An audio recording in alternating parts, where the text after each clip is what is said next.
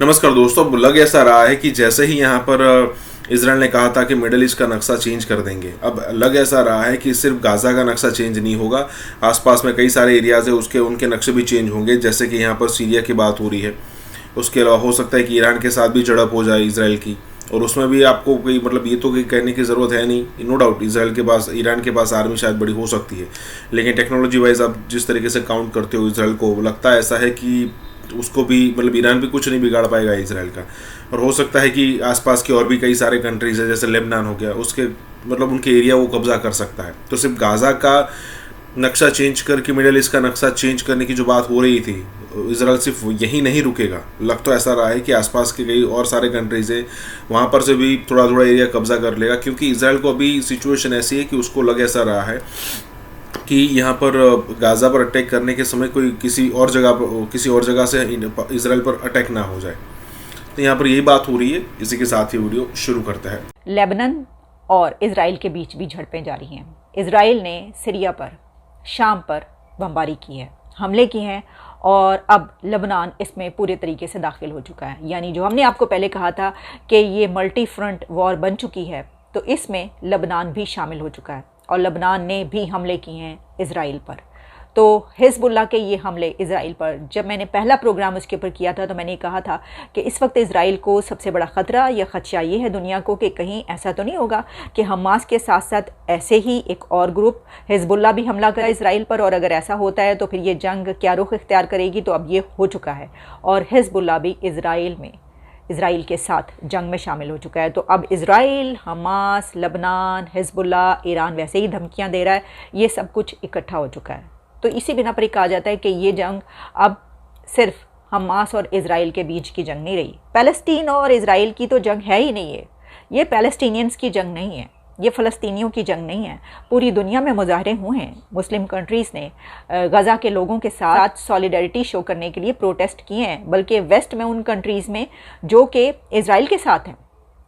वहाँ पर भी मुसलमानों को प्रोटेस्ट करने की इजाज़त दी गई है, प्रोटेस्ट हुए हैं। सऊदी अरेबिया ने ये रिक्वेस्ट की है कि OIC का इजलास बुलाया जाए, यानी इस्लामिक कंट्रीज़ का, मुस्लिम कंट्रीज़ की एक मीटिंग बुलाई जाए, और ये मीटिंग अब बुला ली गई है। तो OIC यानी कि ऑर्गेनाइजेशन ऑफ इस्लामिक कंट्रीज़, ये क्या करेंगे या ये क्या कर सकते हैं?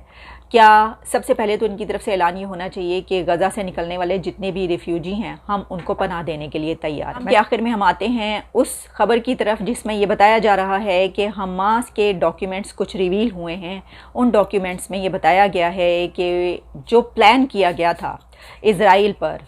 1000 से ज़्यादा लोगों को भेजकर हमला करना और वहाँ के लोगों को पकड़ पकड़ के मारना और एक कत्लो गारत गरी वहाँ पर मचाना, तो इसकी प्लानिंग में ये कहा गया था कि जितने ज़्यादा से ज़्यादा लोग मारे जा सके उनको मारा जाए। प्लान ही ये किया गया था कि जितने ज़्यादा से ज़्यादा इजराइलियों को मारा जा सके और पकड़ के जरगमाल बनाया जा सके और औरतों का रेप किया जा सके। ये सब पहले से प्लानिंग में मौजूद था। अब बात करते हैं प्रेसिडेंट पुतिन के उस क्लेम की जिसमें उन्होंने ये कहा है कि इसराइल पर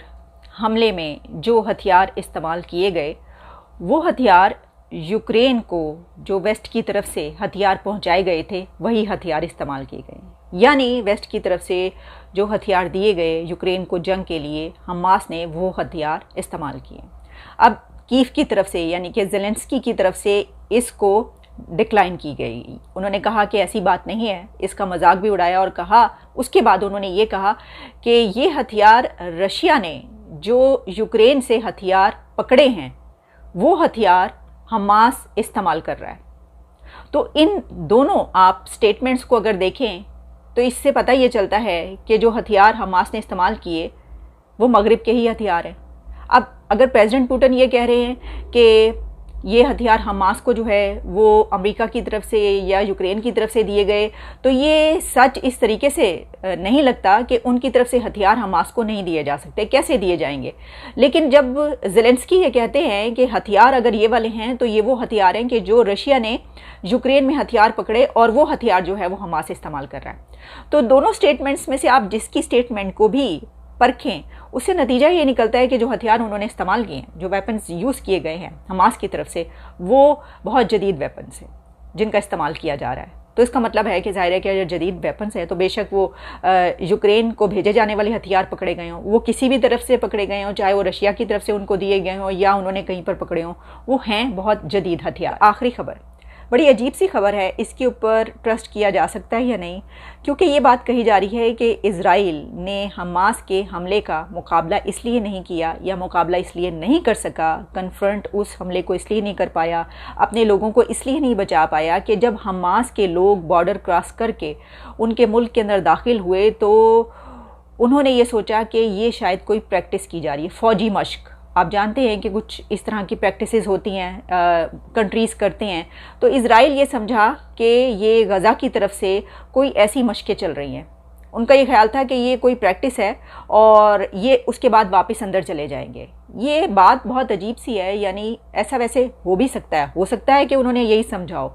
लेकिन फिर ये जो खबर आ रही है कि वो पहले से उनको इल्म था कि कोई ऐसा हमला हो सकता है, ये भी क्योंकि बीच में खबरें आती रही है कि इज़राइल को ये बताया गया था, उनके पास ये इंटेलिजेंस थी, हो सकता है कि इज़राइल पर कोई हमला किया जाए हमास की तरफ से या उनके कुछ मुखालिफ ग्रुप्स की तरफ से या गज़ा की तरफ से। तो अगर उनके पास ऐसी कोई इंटेलिजेंस मौजूद थी तो फिर जब लोग उनके बॉर्डर क्रॉस करके अंदर दाखिल होते तो उन्होंने ऐसा क्यों समझा कि ये कोई प्रैक्टिस की जा रही है। लेकिन इसमें एक आखिरी बात हम ये कर सकते हैं कि हो सकता है, क्योंकि इस तरह के हमले आमतौर पर होते नहीं हैं, यानी जो जंगी होती हैं उसमें आप बमबारी करते हैं, जैसे कि फ़लस्तीन और इज़राइल के बीच हम देखते रहे हैं जिस तरह की जंग चलती रही है। लेकिन बॉर्डर क्रॉस करके, सरहद पार करके दहशत गर्दों की तरीके से अंदर दाखिल होना और लोगों को, सिविलियंस को, आम लोगों को पकड़ पकड़ के इस तरीके से मारना, ये अनबिलीवेबल बात थी। शायद इस वजह से उनको इसका यकीन नहीं आ रहा। अब तक की डेवलपमेंट्स ये थी, लेकिन हम देखेंगे कि जो कोशिशें की जा रही हैं हमास और इज़राइल जंग के रुकवाने की, उसमें एक बहुत बड़ा एलिमेंट जिसको सामने रखना चाहिए कि इज़राइल के अंदर सिविलियंस, उनकी नेशन अब ये चाहती है कि उनके साथ जो हुआ है उसका जवाब दिया जाए। इससे पहले इज़राइल के लोग डिवाइडेड थे और इज़राइल में मौजूद उनकी आवाम में बहुत से लोग ऐसे थे कि जो गज़ा को सपोर्ट किया करते थे, और जब इज़राइल की तरफ से गज़ा पर बमबारी होती थी तो उसको इज़राइल के अपने लोग भी उसको कंडेम किया करते थे और कहा करते थे कि जंग रुकनी चाहिए। लेकिन अब अगर मुट्ठी भर ऐसे लोग थे, आटे में नमक के बराबर भी अगर इज़राइल में ऐसे लोग थे कि जो सपोर्ट करते थे गज़ा को या पैलेस्टीनियंस को, अब वो भी ख़त्म हो गए हैं। और अब मसला ये हो गया है कि उनकी नेशन, उनकी हुकूमत से, यानी इज़राइल अपनी गवर्नमेंट से ये चाहता है कि इस हमले का जवाब दिया जाए और बदला लिया जाए। तो अब ये जंग से ज़्यादा एक रिवेंज की शक्ल इख्तियार कर चुका है, और जब ऐसी सूरत हो तो फिर ये जंग से भी ज़्यादा ख़तरनाक सिचुएशन होती है, और ऐसी ये सिचुएशन है। तो क्या ऐसे एक इमोशन जो कि इज़राइल के अंदर है, इस इमोशन के बाद इज़राइल की गवर्नमेंट, मिस्टर नेतन्याहू, क्या ये फ़ैसला कर सकेंगे कि जो होने जा रहा है गज़ा के अंदर टैंकों और फ़ौज को दाखिल करने के बाद, उसके बाद जो कुछ होगा उसका वो सामना कर पाएंगे या पूरी दुनिया उसका सामना कर पाएगी। लेकिन शायद उनके सोचने के लिए इस वक्त जगह इसलिए कम है कि उनकी अपनी नेशन उनसे ये डिमांड कर रही है कि जो हमला उनके पर किया गया उसका बदला लिया जाए।